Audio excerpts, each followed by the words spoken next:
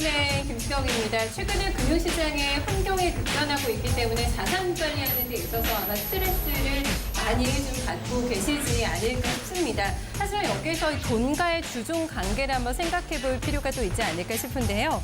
돈이 주인이 되는 순간부터는 더 힘들어지지 않을까라는 부분을 한번 또 생각을 해보게 됩니다.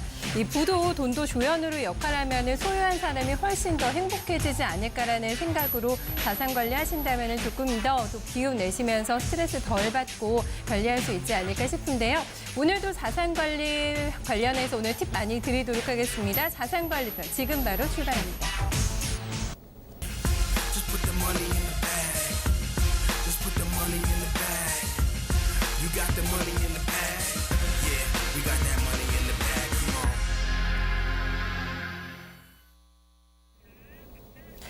네, 자산관리 편으로 오늘도 1시간 동안 함께하도록 하겠습니다. 방송 보시면서 전화와 저희 게시판 언제든지 열려 있으니까요. 많은 또 참여 부탁드리겠습니다. 서울 전화입니다. 325-8200번으로 문의 전화 주시면 되고요. 게시판은 언제든지 열려 있습니다. SNS도 많이 활용해서 쪽지나 게시글 남겨주시면 저희가 방송에 또 참고를 해보도록 하겠습니다. 연휴가 좀 자주 껴서 오랜만에 또 뵙게 되는 수요일에 머니우면 모셔보도록 하겠는데요. 인터블록의 최유진 이사 나와주셨고요. 코어솔루션의 유태진 대표도 오늘 함께하도록 하겠습니다. 두 분 안녕하세요. 안녕하세요. 네, 반갑습니다. 이사님 또 오늘 파트너를 동반하고 오랜만에 나와주셨네요. 네, 진짜 오랜만에 뵈어가지고 네. 이제 오랜만에 나오는 김에 굉장히 또 핫한 이슈로 또 유익한 정보 이제 선물 세트를 가지고 와야겠다. 그래서 혼자로는 좀 부족할 것 같아서 네. 이제 제가 유태진 대표님한테 SOS를 요청을 해서 네. 같이 나가서 많은 정보를 드리자 이렇게 해서 저희가 또 오랜 공백 기간을 네, 깨고 이렇게 오랜만에 얼굴을 비치게 됐습니다. 아유, 네. 못 보는 사이에 가을갈 여신이 또 돼서 돌아오셨어요, 의상도. 네. 감사합니다. 아니, 저 오늘 약간 이걸 입고 다른 방송을 갔더니 네. 건달 같다고 그러시는 거예요. 아니에요. 되게 분위기 있는 네. 여신으로 감사합니다. 네. 제가 얘기를 해드리도록 하겠습니다. 네. 제가 대표님 휴가 가셨을 때 방송으로만 시청을 했어요. 제가 오셨더라고요. 맞아요. 네, 오랜만에 또 저희 머니맨에 합류해 주시는데 두 번째 네네, 출연이시죠? 맞습니다. 네. 예. 오늘은 또 소감이 어떠세요? 오늘은 진행자도 바뀌었잖아요. 네, 진행자도 바뀌어서 좀 더 네. 화사하고요. 네. 네, 뭐 날씨도 좀 쌀쌀했는데 네. 좀 훈훈해지고 뭐 그런 분위기네요. 진심이시죠? 네, 알겠습니다. 오늘 두 분께서 또 합심해서 좋은 정보 많이 알려주신다고 하니까요. 어떤 얘기를 풀어나가게 될지 또 많이 기대해 주세요. 대표님께서 오늘 저희한테 많은 또 공부를 시켜주시는 걸로 알고 있는데 오늘 저희가 다뤄볼 주제는 어떤 건가요, 대표님? 네. 주제는 네. 이제 정부 지원 시책 120% 활용하기 뭐 이렇게 좀 정해봤는데 네. 장명이 괜찮나요? 멋있는데요. 네. 제가 중소기업을 운영하시는 분들을 많이 만나 뵀거든요. 뭐 네. 인터뷰 코너도 있고, 이런 걸 통해서 얘기를 저도 간간히 듣게 되는데, 최근에는 정부 정책이 굉장히 풍성하다고 잘못 활용한다면 정말 기업에 많은 도움이 된다라는 얘기를 많이 들었는데, 그만큼 정보 싸움인 것 같기도 하고, 적극적으로 움직여야지만 그런 정책으로 인해 효과를 다 받을 수가 있을 것 같아요. 네, 대표님. 맞습니다. 네. 예, 제가 하는 일의 생명이 이제 정보력이다 보니까 네. 저는 이제 계속 하루하루 서치를 하고 있는데 네. 좀 이렇게까지 많은 정부 지원 시책이 있었던 적이 요즘에, 있었나 할 그래요? 정도로 상당히 많은 네. 시책들이 있습니다. 뭐 수출, 금융, 기술, 인력, 창업 이런 다양한 분야의 네네. 지원 공고들이 쏟아져 나오고 있고요. 또 해당 사항을 잘 체크만 하고 잘 활용만 한다면 네. 아마 기업 경영에 많은 도움이 되지 않을까 싶은데 네. 근데 그럼에도 많은 대표님들이 활용하기란 좀 어려울 겁니다. 왜냐하면 기본적으로 전반적인 기업 경영에 네. 참여하고 계시기 때문이거든요. 맞아요. 뭐 인사, 네네. 재무 이런 쪽으로 총괄을 하기 때문에. 그렇죠. 하나하나. 생산 관리 현장에서 직접 살펴보면 거의 뭐 대표님이 혼자 거의 다 하실 정도로 그렇죠. 중소기업은 아무래도. 그렇죠. 네. 어렵다 보니까 대기업처럼 중견기업처럼 이렇게 재무이사들이 따로 있는 실정이 많지는 않거든요. 그래서 상당히 어려움을 겪고 있는 분들에게 네. 활용도 못하고 심지어 모르는 분들에게 이런 정보력을 좀 제공하고자 이렇게 주제를 정했고요. 네. 그래서 그 중에서도 가장 핫하면서도 지금 이 시기에 꼭 해야 되는 네. 정부 지원 제도들 네. 그 중에 세 가지를 좀 가지고 왔습니다. 특허권 자본화, 네. 그리고 노무 지원금 그리고 이제 시간이 좀 허락하면요. 네. 법인 잉여금 인출과 관련된 네. 얘기도 조금 해보고 싶습니다. 아마 지금 기업체를 운영하시는 분들께서는 맞다 이런 생각들을 많이 하실 것 같아요. 정말 몰라서 그 혜택을 또 받지 못하면 그게 얼마나 또 안타까운 일이지 않습니까? 네, 이런 부분들을 이 시간을 통해서 또 캐치를 하시게 된다면 많은 기업 운용하는데 도움을 또 얻어가실 수 있지 않을까라는 생각이 드네요. 첫 번째로 말씀해 주신 게 특허권 자본화? 네, 이 네네. 부분인데 조금 생소하기도 하고 단어가 그래요. 네, 설명해 주시면 어떨까요? 네, 맞습니다. 제가 준비해온 그 개요와 관련된 네. 사진이 있는데요. 잠시 보시면서 좀 말씀을 드리고 싶습니다. 네. 여기 정의는 이렇게 되어 있습니다. 특허권 자본화는 특허권, 디자인권, 상표권 등 무형의 가치를 자본화해서 특허권의 가치 평가 금액만큼 무형 자산으로 기업에 현물 출자하는 형태로 유상증자하는 것을 말한다. 이렇게 나오는데요. 네. 즉 이제 대표나 주주들이 소유한 특허 기술을 미래 가치 금액으로 환산한 다음에 네네. 그 평가 금액을 가지고 현물 출자하는 형태로 회사에 출자하는 것입니다. 말이 좀 어렵죠. 예, 이런 것들은 그러니까 쉽게 말해서 개인이 가지고 있는 특허를 법인이라는 다른 인격체에 네. 판매하는 형태이다. 이렇게 이해하시면 좋겠고요. 네네. 예를 들어서 특허를 평소에 그냥 가지고 있는 대표님 같은 경우 그 평가가 되지 않은 특허를 감정평가인에게 평가를 받아서 네. 예를 들어 10억이라는 가치의 감정평가를 받았다라고 하면 네. 그 10억을 기업의 재무제표에 반영하게 됩니다. 어. 네, 그렇게 되면 네네. 이제 자본금이 늘어나니까 부채 비율도 줄어들고 또 가지급금이 있으면 상계 처리할 수 있는 여러 가지 네. 기대 효과를 불러올 수 있습니다. 네. 저희가 이사님 몇 주 전에 그 가지급금과 관련해서 뭐 기업에는 암과 같은 존재를 네. 하면서 해결할 수 있는 사실 저희가 제가 지금 솔루션도 돌발 퀴즈로 앵커님께 기억하고 계시냐고 이제 여쭤보려고 했는데 역시 똑부러지시는 저희 앵커님. 그게 또 생각이 나면서 맞아요. 그때 네. 그 방법 중에서 솔루션 중에서 하나 제시해 주셨던 게 네. 바로 이 특허권을 활용하는 방법을 네, 저희가 맞아요. 공부를 했던 기억이 네, 나요. 그러면서 이제 부채 네. 비율도 개선하면서 이제 네. 은행에서 뭐 차입금도 추가로 하실 수 있게도 됐었고 또 여기도 추가적으로 나오는 게 뭐 가지급금 처리뿐만 아니라 네. 가업 승계까지 할 수 있는데 그래요. 사실 이런 특허권 자본화가 그런 이제 가지급금을 처리해 주는 것뿐만 아니라 네. 이렇게 그 정부 이제 지원 시책에 들어간다는 것도 많이 이제 모르면서 네, 이렇게 네. 활용을 못 하시는 대표님도 많이 계시거든요. 네. 이제 그런 부분에 대해서는 저번에도 말씀드렸다시피 가지급금 같은 경우는 바로 이렇게 치료하고 싶다고 해서 암처럼 치료가 되는 게 아니라 맞아요. 미리미리 해야 되는 전략 수립 중에서 이제 특허권 이제 자본화도 있는 것처럼 네. 이런 이제 그런 이제 제도들도 미리미리 알고 대비를 해야 되기 때문에 그런 부분에 대해서는 이렇게 유태진 대표님이 전문가시거든요. 그래서 좀 더 네. 자세하게 알려주시죠. 알겠습니다.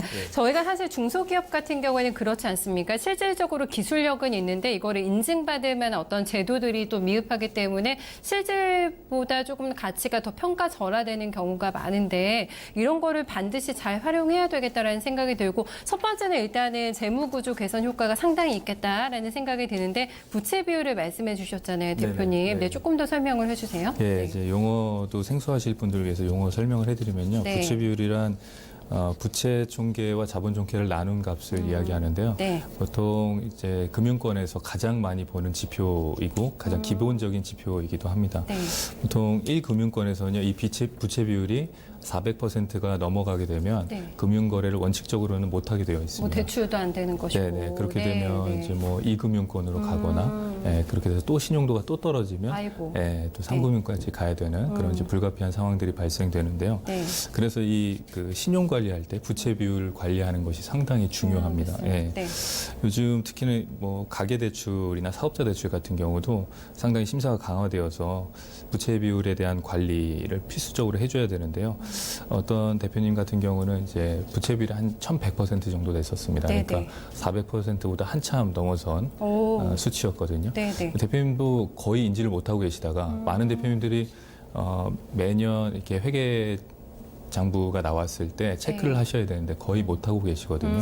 그래서 전혀 모르고 계시다가 은행 가서 긴급 운영 자금이 필요해서 네네. 은행을 방문했는데 거기서 대출이 승인이 안 나서 그때 그 부채 비율에 대한 네네. 관리의 필요성을 깨달으시고 그때부터 좀 저희를 찾아오셨습니다. 네. 그래서 저희가 제공한 솔루션으로서 기술력이 있으셨기 때문에 그 특허권을 가지고서 특허권 자본화를 통해서 1100%였던 네.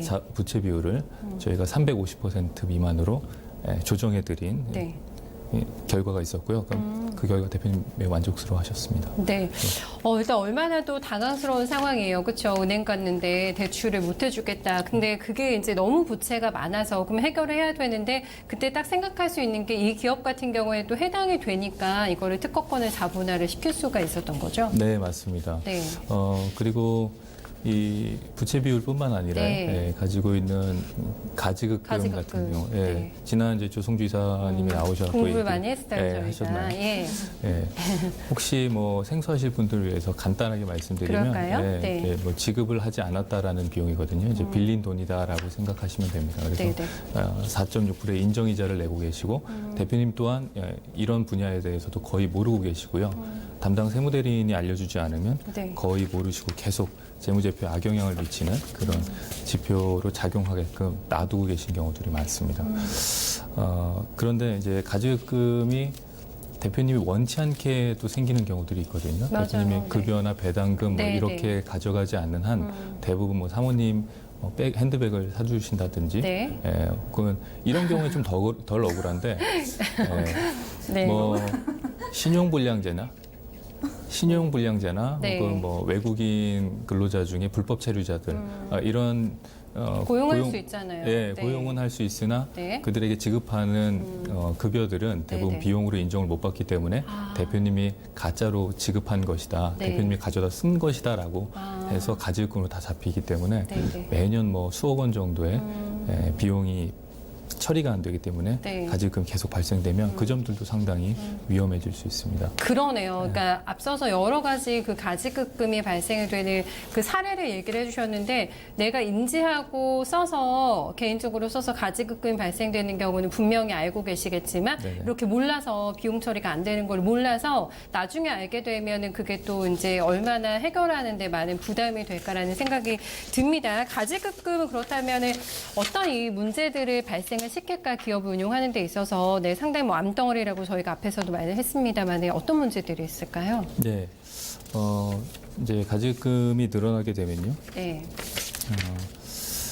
보통 대표님들이 모르게 4.6%라는 이자도 그렇지만 이제 부채에 또 그 법인의 부채로서 계속 작용하고 있는 것이기 때문에 네네. 아까 말씀드린 금융권 혹은 또 거래처와의 대외 신용도에서도 상당히 악영향을 미치고 있습니다. 그래서 네. 그런 경우에서도 거래처 보통 이제 저희가 뵙는 대표님 같은 경우 대기업 1차 벤다이신 분들도 계신데 네네. 거기에서 요구하는 또 재무 구조가 있기 때문에 가지급금을 상계 처리 빨리 하지 않으면 어려움을 겪는 업체들이 많습니다. 그래서 그런 업체 같은 경우에도 특허권 네. 자본화를 통해서 가지급금을 처리할 수 있게 됩니다. 알겠습니다. 가지급금을 계속 쌓아두면 점점 더 처리가 어려워지기 때문에 그때그때 빨리 해결할 수 있는 방법들을 찾는 것의 하나로 특허권을 자본하는 방안을 저희가 한번 알아봤습니다. 뭐 가지급금 그리고 부채 비율에 대해서 저희가 개념과 함께 실제로 적용이 어떻게 되는지 이런 부분을 살펴봤는데 그렇다면 이 특허권 자본화를 왜 해야 되나 어떤 기업에 또 득이 될까 이런 부분을 궁금해지게 되는데 또 어떤 부분에서 좀 도움을 받을 수 있을까요? 네네. 이제 표를 준비했는데요. 네. 이제 이 내용은 사실 나올 때마다 많은 분들이 말씀하셨을 겁니다. 소득세 네. 절감 부분인데요. 예를 들어 아까 말씀드린 대로 10억 원의 가치가 평가된 네. 특허권을 법인에 판매하면 그 판매에 대한 보상금으로 개인은 10억이라는 돈을 취해야 합니다. 네. 그럴 때 보통 급여로 10억을 가져오게 되면 44%의 최고세율을 맞게 되거든요. 아, 네. 예, 그러니까 상당한 세금을 너무 내야 아깝네요. 되는 그렇죠. 44%. 예, 네. 그런데 이 특허권 자본화로 보상 개념으로 가져오게 된다 그러면 70%는 비과세되고 네. 나머지 30%에 대한 세금만 내게 됩니다. 그러니까 10억 중에 7억은 세금이 과세가 되지 않고 3억에 네. 대해서만 세금을 내는데 차이가 많이 나네요. 상당히 많이 나죠. 그러네요. 예. 네. 그래서 보통 법인에서 개인으로 적법하게 가져올 수 있는 방법 중에 네. 급여나 상여, 배당금, 퇴직금이 있는데 그 세금과 비교해도 견줄 수 없는, 그래서 특허권 자본화를 가져오는 방법이 가장 저렴한 세금으로 가져올 수 있는 방법이다, 이렇게 말씀드릴 수 있고요. 네. 실세율로 보면 4.4에서 8.8로 되어 있는데 네. 지금 현행법으로는 6.6%, 그러니까 10억에 6.6%를 곱하면 3억 원에 대한 소득세를 매긴 값이 나오게 됩니다. 네, 그래서 네. 그렇게 편하게 계산하시면 되고요. 예. 그리고 이제 올해 안에 해야 되는 이유에 대해서는 조금 뒤에서 설명해 드리겠습니다. 네. 법인 내부하고 외부하고도 좀 세금률의 차이가 나네요. 네, 네. 그렇습니다. 보통 이제 외부라고 표현된 직무발명보상금, 그리고 뭐 영업권 이런 것들이 네. 지금 현재로는 다 70% 비과세로 되어 있거든요. 이제 내년이 되면 이게 60%로 변경이 되기 때문에 비과세되는 비중이 점점 줄어드니까 네네. 예, 아무래도 세부담이 조금 더 가중되겠죠. 예, 그리고 주식을 매매해서 한 대표님 같은 경우는 자사주 매입을 해서 이걸 네네. 가지금을 끌려고 하거나 이런 시도를 했었는데 오히려 인정받지 못하고 부인받아서 네네. 가지금을 끄지는 못하고 더 생기는 안 좋은 부작용이. 결과도 네네. 맞게 되었습니다. 네. 특허권 자본화를 왜 해야 되는지 그 필요성에 대해서는 저희가 정말 실감을 하게 됩니다. 여러 가지 뭐 세를 절감할 수 있다라던가 부채 비율을 감소하는 재무 개선 효과가 상당하다라는 것을 체크를 한번 해봤는데요. 그렇다면 이 절차가 복잡하지 않을까? 네, 이런 생각도 좀 하게 될 것 같아서 그 과정을 조금 설명을 해주신다면 어떨까요, 대표님? 네네. 그 특허 흐름도에 대해서 특허가 있는 경우 없는 경우 이 두 가지의 경우가 있는데요. 네. 있는 경우 없는 경우에 기간 차이가 상당히 많이 납니다. 먼저 없다고 하면 네. 한 6개월 정도에서 많게는 한 12개월 정도가 되는데요. 1년까지도. 네네네. 네네. 그런데 만약에 특허가 없다 그러면 네. 사실은 뭐 장담할 수 없습니다. 왜냐하면 특허가 어떤 특허냐에 따라서 좀 네네. 다른데요. 어떤 특허 같은 경우는 지금 3년 이상이 됐는데도 아직 등록이 안 된 특허들도 있고요. 네네. 그러니까 일처리를 어떻게 하냐에 따라서 그리고 어떤 종목이냐에 따라서 또 많이 달라지고 있기 네네. 때문에요. 만약에 특허가 없는 경우부터 이 표를 보시면요. 네. 이제 특허를 위한 선행 기술 조사라고 해서 아이디어를 제공하고 네. 기업에서 어떤 특허를 낼 것인지 저희가 회의를 같이 합니다. 그렇게 하고 네. 특허를 출원해서 특허를 등록하는 과정까지가 또 6개월에서 한 12개월 정도 걸리고요. 평균적으로는 네네. 한 6개월 정도 보시면 될 겁니다. 그리고 나서 특허가 등록되었다면 시장 분석이나 또 IR 자료 이런 것들을 제출하고요. 네. 또 평가를 해야 되니까 감정평가사 가치 평가를 하는 과정을 밟습니다. 그리고 나서 가지급금이 있다면 상계 처리해야 되는 과정, 세무 회계 처리하는 과정, 네. 이 과정도 한두 달 정도 보시면 될 거고요. 그리고 나서 법원 인가, 또 증자 등기 이런 것들 법무사님을 통해서 네. 이런 과정을 거쳐서 최종적으로 네. 남은 금액을 재무제표에 반영하는 과정입니다. 그래서 만약에 최대한 빨리 한다고 하면 8개월에서 10개월 정도 네네. 보통 시간이 소요된다고 보시면 되겠습니다. 네. 미리미리 준비를 해봐야 될 것 같고, 이 과정들이 저희가 뭐 단계별로 이렇게 봤습니다만은 또 까다로울 수도 있을 것 같다라는 생각이 들어서 좀 전문가의 도움을 꼭 좀 받으며 조금 더 쉽게 해결할 수 있지 않을까라는 생각이 드네요. 네. 생각보다 이게 진행 과정에서 되게 어려운 점들이 많을 것 같아요, 대표님. 네, 맞습니다. 하시다 보면. 보통 이제 판사의 그 네. 허가가 또 떨어져야 되기 때문에 이게 최종 단계인 거죠, 그러면? 예, 그렇습니다. 거의 마지막 단계에서 네. 이제 판사임에 왜냐하면 이제 개인이 법인한테 판매하는 형태이기 때문에 네네. 현물 출자하는 형식이라고 말씀을 맞아요. 드렸는데 네. 현금이면 그대로 그냥 인정이 될 텐데 이거 진짜로 제대로 평가한 거 맞나? 혹시 과하게 평가한 건 아닌가? 이렇게 하는 심사 과정이 필요하기 때문에 판사님들의 또 스케줄에 따라서 더 걸릴 수도 있고 덜 걸릴 수도 있는 그런 뭐 환경입니다. 그런 경우도 있지만 이제 아까 말씀드렸다시피 굉장히 이 정부 지원 시책이 되게 어느 해보다 되게 지금 파티처럼 많이 나오고 맞아요. 있잖아요. 네. 그러다 그러다 보니까 사실 이제 이렇게 많은 도움을 받고 신청을 하는 대표님들이나 활용을 하는 대표님들 많다 보니까 이런 것들이 이제 밀려 있다 보니까 더 업무가. 꼼꼼하게 보시는 거예요. 사실 아. 이제 평가가 제대로 되지 않은 곳들도 해서 이제 부작용이 있을 수도 있으니까 네. 그렇기 때문에 사실 과거보다 더 지금 시간이 많이 걸리는 상황이기 때문에 아까 유태진 대표님이 이제 올해를 꼭 넘기면 안 되는 이유 중에 하나가 이제 필요 경비율이 더 이렇게 더 강화된다는 점도 있었지만 그래요. 이런 식으로 이제 또 판사의 뭐 판사님의 결정이라든지 이런 것들이 더 좀 딜레이되고 늦어지고 있는 추세도 사실 부인할 수 없는 일이기 때문에 네. 예, 그런 것들도 좀 참고를 하셔야 됩니다. 아, 알겠습니다. 생각보다는 이 과정에서 조금 딜레이가 될 수도 있고 일정을 조금 넉넉하게 잡아야 되기 때문에 네, 미리미리 준비하고 해야겠다라는 생각이 듭니다. 우리 업체도 여기에 해당이 될까? 네, 이런 생각들을 운영자분들이 많이 하실 것 같은데 어떤 업체들이 그러면 이런 부분에 좀 참여를 일단 우선순위로 해야 되는 건지 그걸 좀 알려주세요. 예, 네. 사실 뭐 기술력이 있고 또 네. 이제 어느 정도의 확장성을 가지고서 계속 사업을 해 나가실 대표님이라면 거의 다 해당은 되시는데 그 중에서도 영업이익이 최소 5천만 원 이상이 되는 기업들 그리고 이게 자격 요건인가요?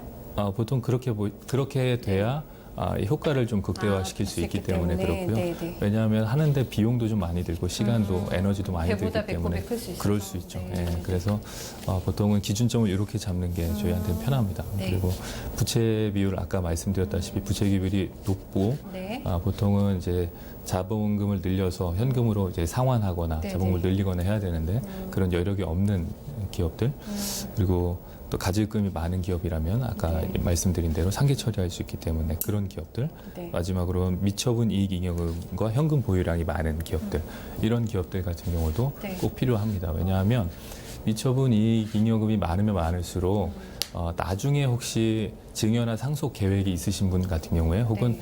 주식을 이동시킬 계획이 있으신 경우에는 주식 가치가 매우 높아지기 때문에 그리고 외부에서 봤을 때는 이 미처분 이익 잉여금이 많으면 나중에 네, 이렇게 폐업할 때도 다 주주들의 배당금으로 돌아가거든요. 아. 그렇게 되면 소득세나 건보료에 대한 부담도 늘어나지만 부실 기업으로 보는 보통의 이제 시선들이 있기 때문에 빠르게 처리하지 않으면 안 됩니다. 계속 보유하고 있지 않으면 안 되는데 네. 그런 경우에도 이런 기업들 같은 경우 특허권 자본화를 통해서 개인화할 수 있는 인출할 수 있는 전략들을 빠르게 수립해야 합니다. 저는 뭐 빚이 많거나 일단 재무 상태가 조금 안 좋은 기업 위주로 해서 얘기를 해주실 줄 알았는데 그 반대급부도 있네요. 네, 네, 맞습니다. 현금이 굉장히 많이 쌓아두고 있거나 네. 이런 기업들도 네. 네, 반드시 특허권을 자본화할 필요성을 지금 한번 알아봤습니다. 그렇다면 이러한 좀 제도들에 있어서 어떤 문제점이나 리스크는 없을지 이런 부분도 한번 좀 챙겨봐야 되지 않을까 싶은데 있습니까, 대표님? 네, 맞습니다. 대표님들이 결정하시기 가장 이전에 네. 직전에 항상 여쭤보는 부분들인데요. 법적 조항 근거가 어떻게 되느냐. 뭐 대표의 개인 사견 아니냐 이렇게 말씀하시는데 네. 법적 근거 조항은 이렇습니다. 벤처기업 육성에 관한 특별조치법 제6조에 해당하는 내용인데요. 네네. 잠시 읽어드리면 벤처기업에 대한 현물출자 대상에는 특허권, 실용신안권, 디자인권, 그밖에 기타 이에 준하는 기술과 그 사용에 관한 권리를 포함한다라고 되어 있는데요. 여기 특허권, 실용신안권, 디자인권뿐만 아니라 여기 상표권도 사실 포함이 됩니다. 상표권. 예. 네. 그래서 상표권도 이 기타에 해당되는 부분이고요. 대통령령으로 정하는 기술평가기관이 산업재산권 등의 가격을 평가한 경우 그 평가 내용은 상법에 따라서 공인된 감정인이 감정한 것으로 본다 이렇게 되어 있거든요. 그러니까 감정평가사가 실제로 감정평가를 해서 이렇게 특허권, 다른 산업재산권들을 평가하는 것은 적법하다 이렇게 볼 수 있겠습니다. 네, 법적인 근거 조항까지 워낙에 뭐 단어가 어려워가지고 일단은 저희가 조항도 좀 간단하게 살펴봤습니다. 대표님께서는 이런 많은 기업들의 솔루션을 제시를 해주시면서 많은 사례들을 가지고 계실 것 같아서 저희가 직접적인 어떤 사례를 통해서 본다면은 조금 더 앞서서 저희가 체크했던 부분들이 더 와닿지 않을까 싶은데 몇 가지 좀 소개를 대표님 해주세요. 네, 네, 사례를 소개해 드릴까요? 네. 네. 일단 이 사례에 대해서는 제가 이거에 대해서 좀 사례를 네. 제가 소개를 해드려가지고 칭찬을 받은 거여가지고 칭찬이래요. 그래요? 제가 유태진 대표님께 되게 감사한 부분이라서 아. 사례를 제가 소개해드리도록 하겠습니다. 그래요. 이사님께서 네. 좀 해주세요. 네. 일단 첫 번째 사례가 있는데요. 네. 사례를 이제 좀 살펴보도록 하면은 일단 건설 폐기물 처리 업종의 대표님이셨어요. 폐기물? 네. 네. 일단 뭐 전라북도 군산시에 있었고 종업원 수는 한 30명 정도 되는 업체였는데요. 네. 일단 매출 규모 자체가 뭐 2013년도에 이제 60억 정도였고 이제 2016년도에는 한 100억 정도 사례였거든요. 근데 사실 이 회사에 그 저희가 컨설팅 해드리기 전에는 유태진 대표님을 이제 그 뵙기 전에는 네. 사실 이제 가지입금이 너무 많다. 사실 지난번에 저희가 이제 공부했었던 가지입금이 너무 많았던 문제가 있었고요. 네. 그래서 이자 부담이 아까 들었죠. 4.6%의 이자를 내니까 그거에 맞아요. 대한 것과 네. 현금 흐름이 굉장히 지금 너무 악화돼 있다. 그런 부분에 대해서 좀 힘들었다. 그리고 이제 보유 중인 이제 특허 기술에 대한 이제 관련 연구가 굉장히 지금 미진하다. 이런 것들 어떻게 해결할 수 있을까? 그리고 또 기술 경쟁력 확보가 굉장히 시급한 것 같다. 이런 것들이 있었는데 네. 컨설팅을 이제 일단 이 회사가 요구했던 게 이제 반영된 이런 특허 아이디어 및 제휴 아까 저희가 이제 사전에 특허가 가능하다고 하면은 그런 거 관련해서 이제 미팅을 한다고 했잖아요. 네. 이제 미팅을 한 다음에 특허권을 자본화할 수 있는 되게 굉장히 이제 좋은 사례였거든요. 그렇게 해서 이제 가지급금까지 이제 해결을 했고요. 아이고, 실제로 이제 네. 그런 성과를 통해서 이제 재무 안정성도 도모할 수 있었고 그리고 이제 실제로 법인세도 감소를 시킬 수가 있었고요. 그리고 특허 기술의 경쟁력을 확보를 하면서 여러 가지 이제 입찰 경쟁력이 상승하거든요. 왜냐하면 사실 어떤 기업들 봤을 때 맞아요. 특허를 가지고 있다 그러면 이 회사 뭔가 특허 몇 개, 그러니까 보통 대표님들도 뭔가 우리 애들 키울 때 우리 애 상장 여러 가지 있어, 뭐 최우선 타서 이런 것처럼 객관적인 그쵸. 지표가 회사에서 증빙서가 예, 있는 뭐 거니까. 우리 회사는 예. 특허가 몇 개야 이런 걸로 되게 좀 서로 막 그런 것들 막 과시하시고 이러시거든요. 네. 근데 실제로 그런 것들 객관적인 지표처럼 앵커님 말씀하신 것처럼 그렇기 때문에 다른데 이제 수주 같은 거 이제 입찰하실 때도 굉장히 유리한 상황이 되거든요. 그렇겠네요. 네, 그런 걸 통해서 이제 여러 가지로 이제 좋게 개선됐던 점으로 굉장히 이제 흡족해 하셔가지고 예, 이 부분도 그렇게 처리를 했었습니다. 네. 예.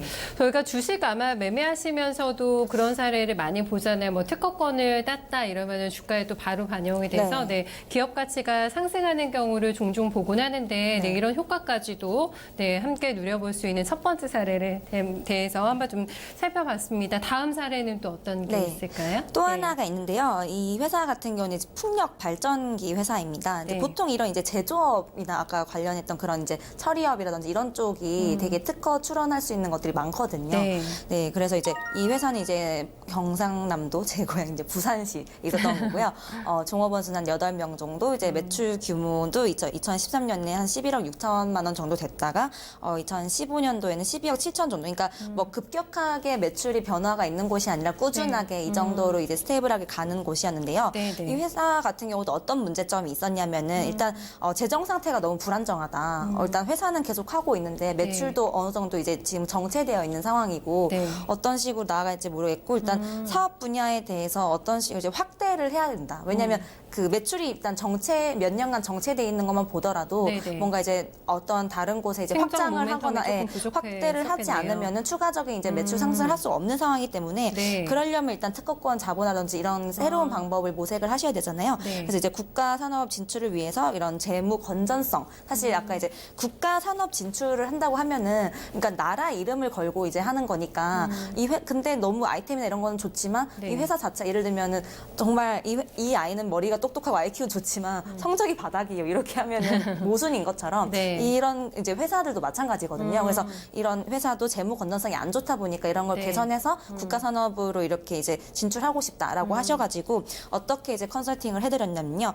일단 중앙경영연구소의 특허 아이디어를 이제 제공을 해드려가지고 일단 매출 기여 이제 특허를 이제 네. 제공을 해드렸습니다. 그리고 법무 관련된 업무라든지 그리고 이제 그런 산업 현황 및 미래 사업성을 분석을 해드리는 컨설팅을 같이 해드리면서요. 네. 어떤 성과가 있었냐면 자본이 일단 증가했고요. 사실 이 부분 굉장히 중요하잖아요. 일단 뭐 그러면 부채 비율이 당연히 감소하겠죠. 네. 아까도 이제 얘기했었는데 부채 비율이 너무 높아지면은 아무래도 이제 그 사업하는 데 있어서는 그 자금 조달이라든지 이런 게 굉장히 중요한 부분인데 네. 아까도 1,100%였는데 그걸 350%까지 이렇게 다운시켜 주신 줄였잖아요. 네. 사례인데 그거를 네. 이제 극단적으로 얘기하면은 자본금이 1억 원인데 부채가 11억이라는 거죠. 그러니까 개인 사람으로 치면은 100만 원 있는데 1,100만 원의 그 카드깡이 아니라 그게 있다는 거잖아요. 카드비. 네, 네. 말이 안 되는 거잖아요.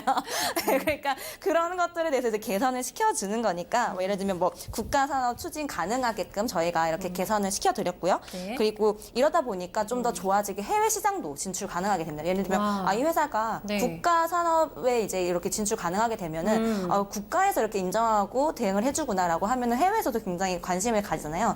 그러다 보니까 이제 중국에도 진출하니까 지금 네. 이제 이때 13억 원, 뭐 12억 원에 이제 정체돼 있던 이 매출도. 매출이 네. 지금 2015년 기준이지만 대표님 지금 이 회사 같은 경우는 매출이 어느 정도 늘었죠? 굉장히 지금 현재는 한 50억 정도로 네. 많이 성장해 있는 네, 상황입니다. 저희가 굉장히 그때부터 관리를 하고 있는데 네, 지금 네. 2018년 기준으로는 50억 정도로 그때 기준보다 한 2.5배 이상으로 네. 매출이 이제 늘어가지고 굉장히 이제 어떻게 보면 그 회사의 그 성장 앞으로 이제 그런 모멘텀도 만들어 드리고 네. 그런 거를 이제 함께 가니까 굉장히 만족스러운. 그러니까 기존에 있었던 그런 나쁜 거를 해결해 드리는 것도 좋지만 네. 어떻게 보면 앞으로 향후 먹거리를 만들어 드린 거잖아요. 그래서 네, 네. 종업원도 더 느셨어요. 매출이 늘어나면서 그래서 대표님 되게 좋아하시는 그런 사례로 꼽히고 있습니다. 지금 소개시켜준 이 사례 같은 경우에 모든 장점들, 이제 특허권을 자본했을 때 누릴 수 있는 모든 이익을 정말 다 가져갔던 사례로 볼 수가 있을 것 같아요.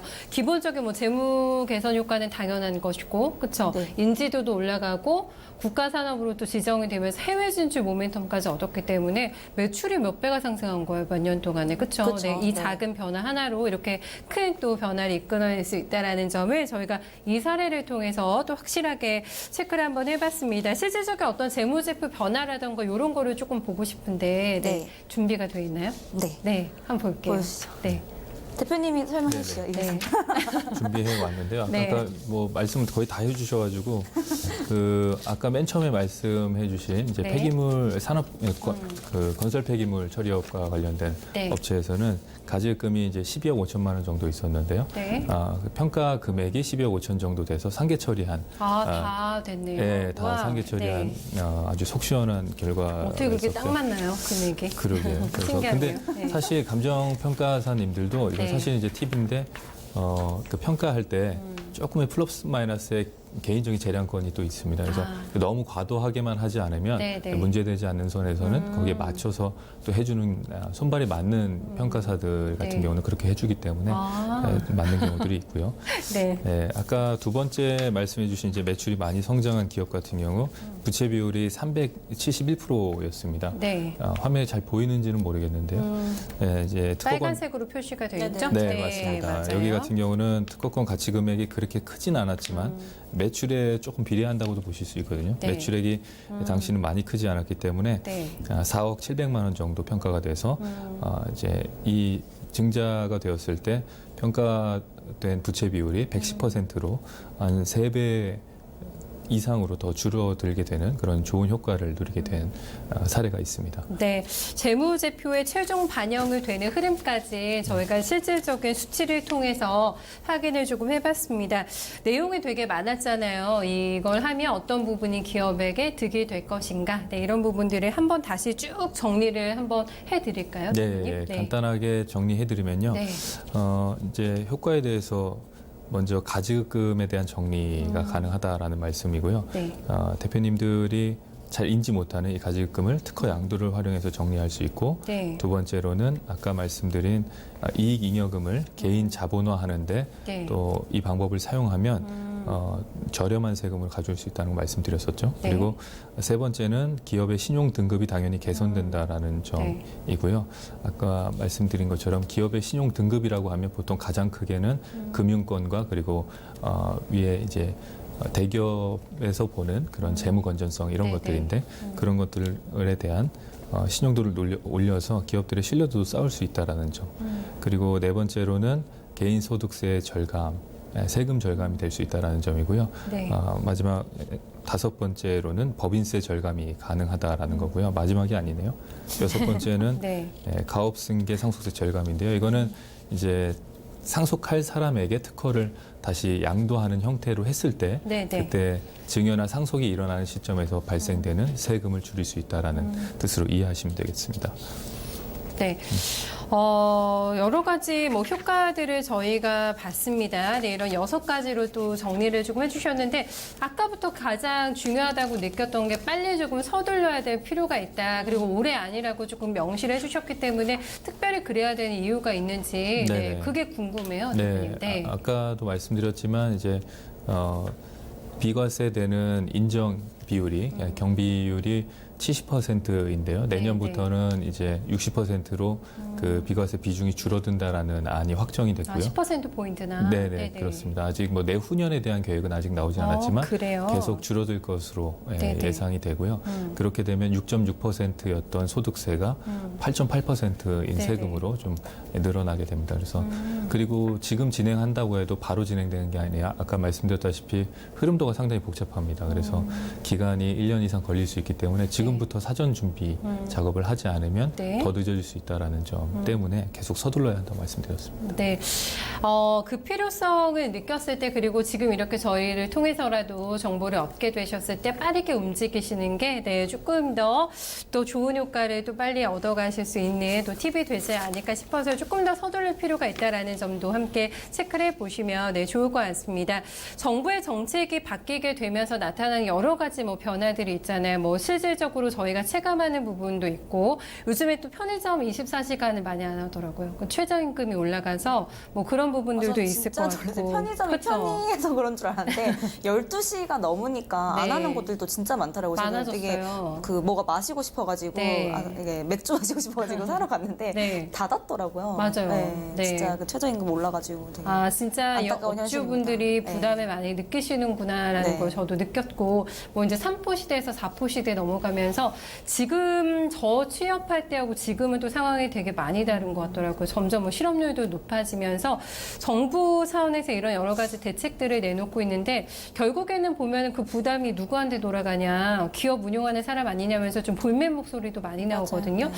거기에 있어서 조금 더 취할 수 있는 어떤 방법들도 체크할 필요가 있을 것 같은데. 네, 대표님 네, 어떨까요? 맞습니다. 네. 지금 뭐 말씀해 주신 것처럼 최저임금 그리고 일자리 창출과 네. 관련된 키워드로 상당히 많이 이슈가 되고 있는데요. 정부 지금 핵심 이게 정책이 있잖아요. 맞습니다. 일자리 예, 창출. 그래서 네. 지금 올린 최저임금을 계속 지원 제도로 메꾸고 있다라고 네. 보시면 될 정도로 상당히 많은 지원금을 지원해주고 있습니다. 기업의 부담을 좀 경감할 수 있는 방안도 같이 가지고 있는 거죠, 정부가? 네, 네, 맞습니다. 네. 그래서 그 기간을 보통 한 2년에서 3년으로 보기 때문에 지원도 그 정도로 지금 지원을 해주고 있거든요, 기간을.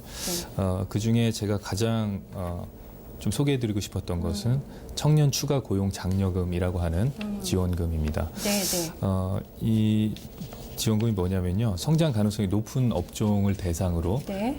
지금 청년을 채용했을 때 3년간 이제 2,700만 원, 그러니까 네. 연간 900만 원씩 계속 지원을 해주겠다라는 거고요. 이게 달로 환산하면 75만 원씩 지원해주는 꼴이 됩니다.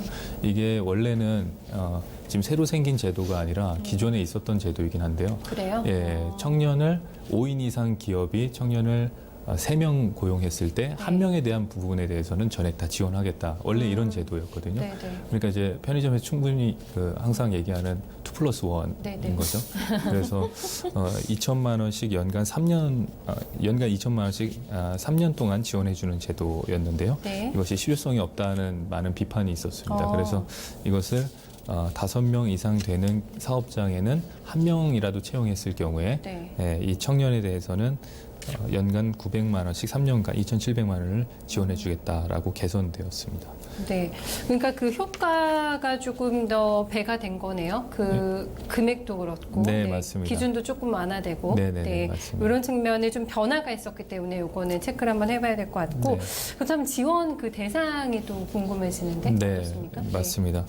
2017년 기준으로요. 네. 그러니까 작년 기준으로 고용보험을 가입하고 있는 사람의 수가 5인 이상 되는 5인 사업주, 이상이요? 5인이 돼야 된다라는 거고요. 네. 5인이 안 되면 무조건 안 되냐라는 건 아니고요. 1인 이상이어도 되는 업종들이 있습니다. 아, 그래요? 예, 업종에 따라서 적용되는 범위가 달라지는데요. 네. 아까 말씀드린 성장 유망 업종들이 보통 그러합니다. 이게 조금 애매하지 않나요? 네네.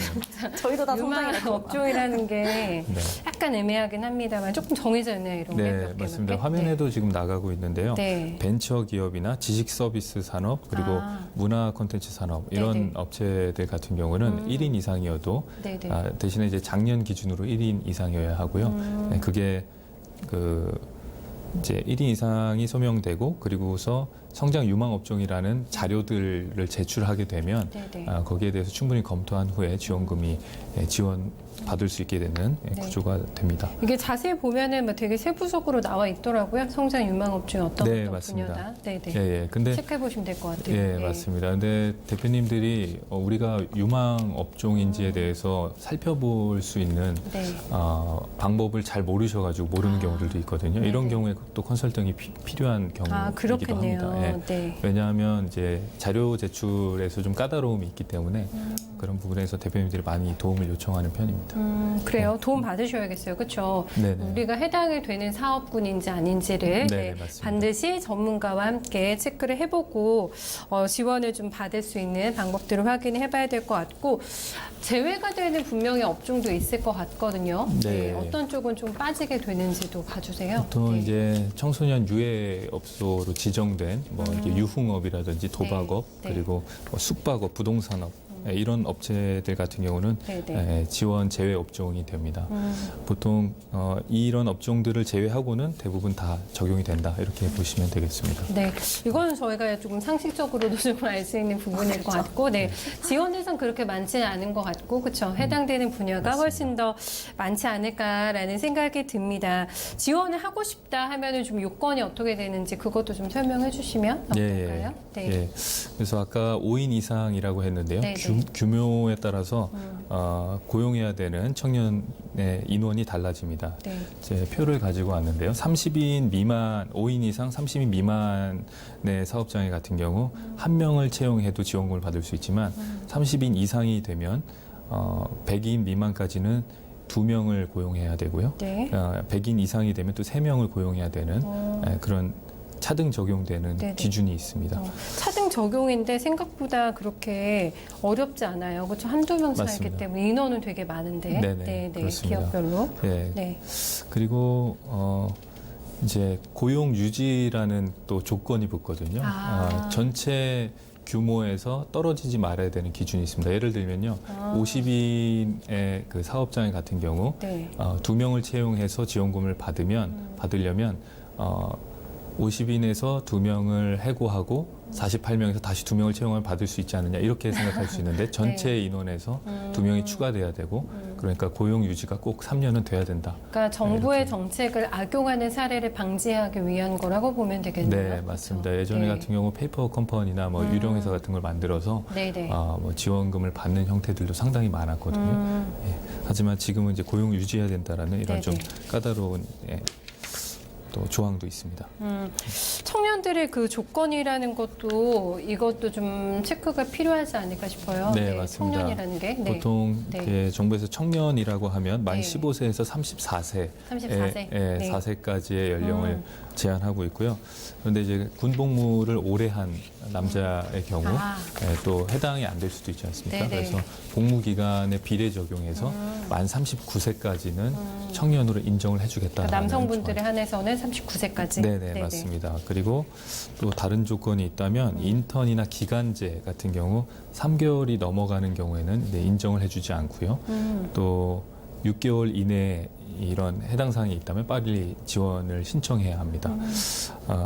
또한 이제 신규 채용된 청년에 대해서 그 최저임금보다 더 적은 임금을 주게 된다고 하면 그것도 문제가 될 수 있거든요. 네. 그래서 최저임금 준수 및 기간에 정함이 없는 근로계약을 체결하고 나서 그리고서 지원금을 받을 수 있게 됩니다. 이런 요건들을 다 충족을 해야 되는 거군요. 네, 맞습니다. 그 최저임금의 수준이라는 게 어느 정도인지 네가 좀 궁금한데 네, 보통 많이 올라갔나요? 예전보다? 네. 지금 이제 뭐 아시는 것처럼 원칙적으로는 월 네. 임금이 157만 3,770원이거든요. 이게 실수령액인가요? 네, 맞습니다. 네네네. 주 40시간 기준이고요. 네, 이 정도는 이상으로 줘야 이렇게 지원금을 줄 수 있다라는 거고요. 혹시 불가피하게 네. 이거보다 좀 저렴하게는 주지만 75만 원, 월 75만 원 이상으로 주고 있다라고 하면 30% 정도, 약속한 금액의 30% 정도만 지원을 네네. 하게 됩니다. 네. 그리고 이 조건을 충족하더라도요, 이제 네. 제외 대상들이 또 있습니다. 아, 제외가 될 수 있어요? 네, 그 대표님들이 가장 많이 문의하시는 네. 부분들 중에 한 8가지 정도가 있는데요. 보통 이제 4대 보험이 가입되어 있지 않은 근로자 혹시 가능하냐라고 네네. 좀 여쭤보시기도 하고요. 또 안 되는 거죠? 예, 이런 네네. 경우에는 되지 않습니다. 네. 그리고 1개월 소정 근로 시간이 60시간 미만인 근로자들, 그리고 외국인 근로자들이나 혹은 대학교 재학 중인 네. 이런 대학생들. 예. 60시간 미만 이거 조금 생소한데요? 네네네. 지금 이제 소정 근로자들이라고 해서요. 네. 이제 보통은 주 40시간이 이제 기준인데 네. 그거보다 훨씬 더 파트타임으로 일하는 근로자에 한해서는 혹시 투잡을 할 수 있기 때문에 네네. 네, 그런 경우에는 지원 네. 대상이 제외됩니다. 그리고 사업주의 배우자나 또 사촌인의 혈족, 인척 이런 경우 가족들은 좀 어렵다라는 거죠. 네. 그리고 법인의 임원들도 고용보험이 가입이 안 되어 있기 때문에 그런 부분들도 다 제외 대상이 됩니다. 알겠습니다. 저희가 사실 그 인건비에 대한 부담을 아마 운용하시는 분들은 사업체 규모를 떠나서 좀 다들 느끼고 계시지 않을까 싶은데 이런 지원금을 받고 싶죠. 네, 받고 싶은데 어느 정도의 좀 지원 효과가 있는지 만약에 좀 내 기대에 못 미친다면 아예 좀 고용을 안 하는 그러니까 오히려 또 역효과가 발생이 된다는 우려도 많기 때문에 어느 정도의 지원금을 받을 수 있는지 그 금액을 조금 알려주세요. 네네. 대표님. 네. 아까도 말씀드렸지만 이제 인당 연 최대 900만 원이라고 네. 말씀드렸고요. 이제 3년간이니까 2,700만 원이 되는데요. 3년 동안? 예. 네. 그 표를 보시면 아까 규모에 따라서 한 명을 고용해야 받을 수 있는 규모가 있고 또 3명을 고용해야 받을 수 있는 규모에 기업 따라서 사업체 규모에 따라서 네네네. 그래서 연간 900만 원씩 계속 90명씩 한 업체당 90명씩 제한을 두고요. 네네. 그러니까 거의 다 적용이 된다고 보시면 되겠죠. 90명까지요? 예. 그렇게 해서 물론 뭐 90명까지 청년을 채용할 수 있는 기업들이 많지는 않겠지만 네, 규모가 엄청 큰 거잖아요. 네, 그러면. 그렇죠. 네. 그래서 매월 단위로 따지면 네. 75만 원씩 지원하고 있다. 이렇게 보시면 되겠습니다. 네. 그리고 또 이제 900만 원보다 더 많이 지역에 따라서 더 많이 지원하고 있는 지역도 있습니다. 그래요? 생소하실 텐데요. 고용 위기 지정 지역이라고 해서요. 이제 청년들이 많이 취업하지 않는 지역들을 대상으로 지역이요? 네네. 그래서 보통 고용 위기 지정 지역이라고 하면 울산, 광시, 동구, 뭐 전라북도 군산시나 통영시 이런 네네. 곳들은 900만 원이 아니라 연간 1,400만 원씩 인당 1,400만 원씩 3년간 이렇게 지원해주고 있는 더 큰 규모로 지원이 가능해지고 있습니다. 네. 사실 이런 곳에 이제 뭐 연고가 있으신 분들 같은 경우에는 거주하고 싶지만 일자리가 많지 않아서 떠나오는 경우도 많은데 네, 이런 또 혜택이 있으니까 네, 이런 지역도 네, 잘 체크를 한번 네. 해볼 필요가 있겠다라는 좀 생각이 듭니다. 다음으로 또 소개해 주실 제도가 있으신가요? 네네. 대표님? 네. 지금 소개를 해드리려고 하는데요. 네. 그 시계가 없는데 어떻게 시간은 괜찮나요? 나 시간 여유 좀 있습니다. 아, 제가 예. 보고 있어요. 아, 시간. 예. 예, 괜찮습니다. 예, 그렇군요. 또 하나 소개해드릴 지원 제도 중에 한 가지는요. 네. 청년 고용 증대 세액공제라는 겁니다. 네. 이게 뭐냐면요. 청년 일자리를 활성화하기 위해서 최저임금의 부담을 줄여주기 위해서 이제 세액공제를 해주는 겁니다. 네. 이것도 사업주분들을 위한 지원 제도인데요. 여기에는 청년뿐만 아니라 장애인 근로자들을 채용했을 때에도 네. 동일하게 세액공제를 혜택을 주고 있습니다. 지원 대상을 보시면요. 업종과 회사 규모에 큰 관계없이 만 15세에서 29세까지입니다. 네. 아까는 34세였는데요. 네. 이건 29세 이하인 낮아졌네요. 청년. 예. 청년을 정규직으로 채용하게 됐을 때 네. 인원에 비례해서 인당 1,000만 원까지 세액 공제를 해줍니다. 많이 하네요. 네네. 네. 그리고 이거는 또 인원의 제한이 없고요. 네. 군복무 기간도 똑같이 추가로 인정을 해줍니다. 2년을 군복무를 했다라고 하면 네. 29세인 청년이 아니라 31살까지 31살. 네. 까지 청년으로 인정이 되고요. 모든 업종이 다 가능하다고는 말씀드렸는데 아까 말씀드렸다시피 소비성 서비스 업종 그러니까 뭐 유흥업 그리고 뭐 호텔업, 여관업, 주점업 이런 것들은 또 지원 대상에서 제외가 됩니다. 네. 또 세제 지원 금액이 얼마나 되나요, 대표님? 네. 세제 지원 금액이 아까는 이제 1,000만 원이라고 말씀드렸는데 보통 네. 중소기업 같은 경우 그렇고요. 대기업은 300만 원, 중견기업은 700만 원, 그리고 수도권 외 중소기업은 또 1,100만 원까지도 지원을 해주고요. 이렇게 지역에 따라도 차등이네요. 네, 맞습니다. 예. 그리고 2년간 지원을 합니다. 사실 이 지원금뿐만 아니라 모든 세제 혜택들도요, 다 수도권 외에 있는 사업장에 많이 적용이 되기도 합니다.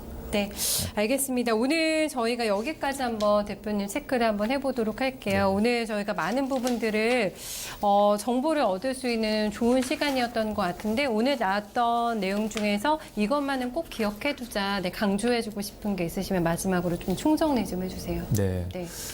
오늘 나왔던 내용은 뭐 사실 충분히 얘기가 된 상황이고요. 좀 시간이 허락하면 법인 자금을 이제 개인화시킬 수 있는 전략에 대해서 좀 소개해드리고 싶었는데 시간이 좀 되지 않는 것 같으니까요.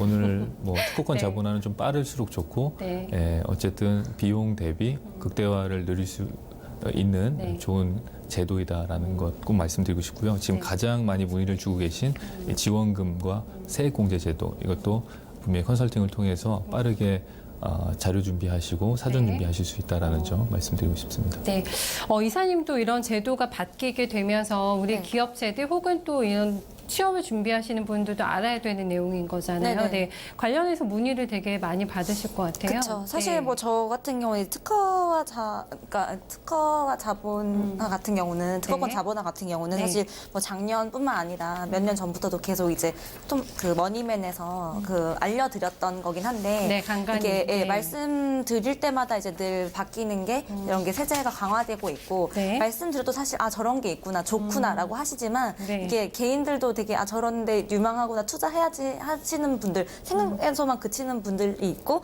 또 이제 실천을 하시는 분들이 계시잖아요. 근데 이게 또 소액으로 금방금방 이렇게 개인들 투자처럼 할 수 있는 게 아니라 준비 기간이 아까 이제 최소 뭐 6개월에서 뭐 1년 이렇게 걸리기도 하고 또 이제 그런 경비율 인정 같은 게 70%에서 60% 이렇게 줄어들게 되면은 제가 늘 말씀드리는 게 세제 혜택 이런 게 보통 10% 확 줄면은 진짜 우리가 캐피탈 게인 이런 걸로 생각하면 수익률이 10%가 차이 나는 거랑 같은 효과거든요. 맞죠. 이제 그런 부분을 감안해서 더 이상 미루지 마시고 생각 있고 정말 이제 괜찮다고 하시면은 결심하셔가지고 대응을 하시는 게 이제 좋을 것 같고요.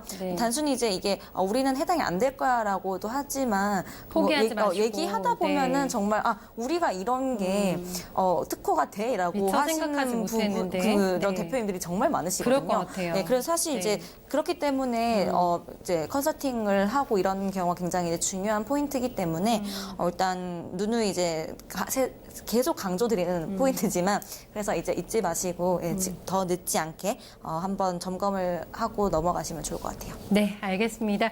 정부 지원 시책 120% 아니라 뭐 1200% 활용할 수 있는 그 팁에 대해서 오늘 두 분과 함께 얘기 나눠봤습니다. 수고 많으셨습니다. 다음에 기회 되면 대표님 또 못한 얘기 많으신 것 같으니까 다음에 또 한번 출연해 주세요. 오늘 잘 들었습니다. 감사합니다. 네, 자산관리 편으로 오늘 1시간 동안 또 꾸며드렸습니다. 저희 함께 소통하면서 여러분들과 함께하고 있는데요. 전화와 쪽지 게시글 활용해서 머니맨과 함께 접촉해 주시기 바랍니다. 두 분과 함께요. 저는 오늘 여기서 인사드리겠습니다. 함께해 주신 여러분 고맙습니다.